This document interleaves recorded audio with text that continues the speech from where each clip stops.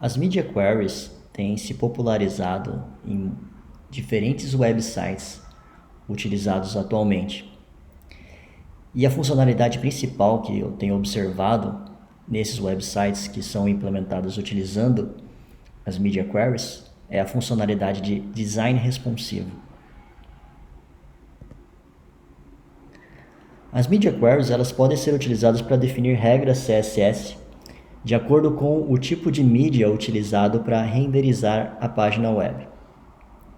No exemplo de código apresentado a seguir, esse é um exemplo de código extraído do site do W3 Schools. Vocês podem observar que tem uma declaração dentro de um elemento style de @mediaScreen.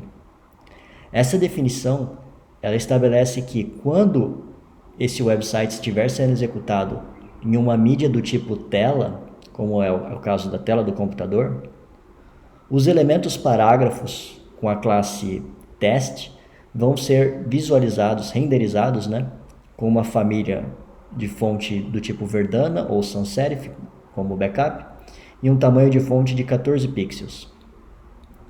Por outro lado, na próxima regra de media query, que é estabelecida com @mediaprint, essa regra ela define que quando essa página ela estiver sendo visualizada em uma mídia do tipo impressão, como se você estivesse imprimindo a página web e visualizando a impressão, os elementos parágrafos com a classe test devem ser apresentados com uma fonte do tipo times e serif, se for a segunda opção, e um tamanho de fonte de 10 pixels.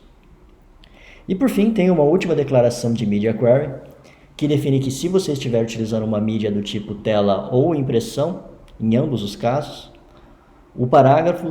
os elementos parágrafos, com a classe test, devem ser apresentados com a fonte em formato negrito.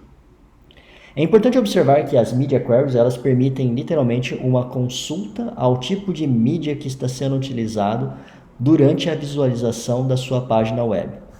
E esse recurso é frequentemente utilizado hoje nas páginas web para implementar o chamado design responsivo, que é um conceito que permite que você tenha um único código HTML que ele se adapta aos diferentes tipos de mídia. No caso, diferentes tipos de mídia levando em consideração a largura da tela que está sendo utilizada para renderizar a página web, sendo que quando você está renderizando uma página no notebook, por exemplo, a largura vai ser maior e aí você consegue fazer múltiplas consultas de acordo com o tamanho de tela dos dispositivos que você aceita, sejam eles tablets, pads ou celulares, e aí você consegue definir um conjunto de regras CSS que vão ser aplicados apenas nesses contextos específicos. E aí você consegue ter um código único HTML e CSS que se adapta aos diferentes tipos de apresentação dos dispositivos, móveis ou não. Um exemplo de implementação desse conceito de media query, eu normalmente utilizo o site do tables.com.br, que vocês podem visualizar, que se vocês acessarem o site, ele vai vir com uma determinada apresentação.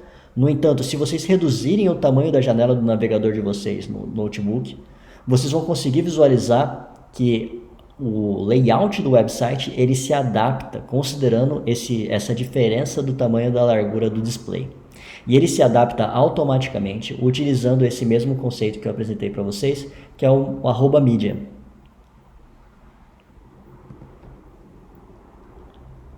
Só para exemplificar o uso de uma media query, novamente, um exemplo mais especificamente implementado por nós, vamos considerar o seguinte código HTML e a seguinte regra CSS.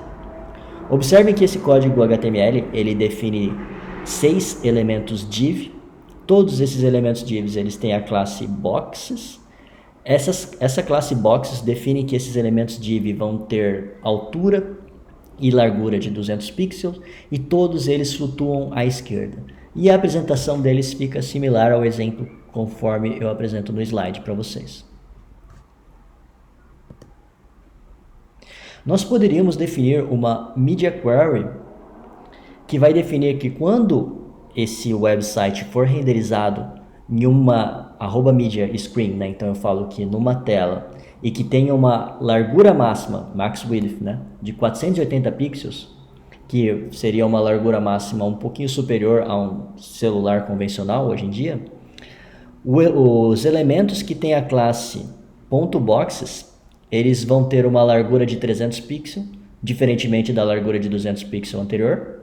Eles não vão mais flutuar, eles vão ter float none, eles vão ter uma margem de 5 pixels e a cor de fundo deles vai ser cinza, né? Que é o DD, é um cinza bem claro.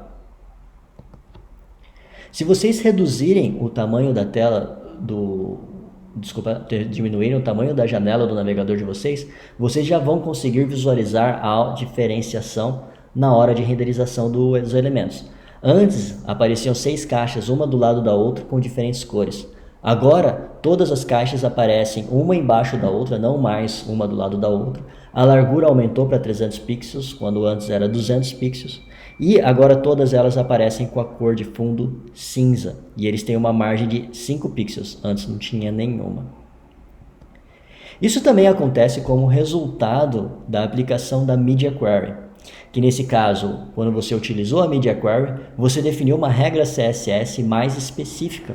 Então, como ela é mais específica, ela sobrescreve a regra anterior quando o tamanho da tela é reduzido para atingir a Media Query.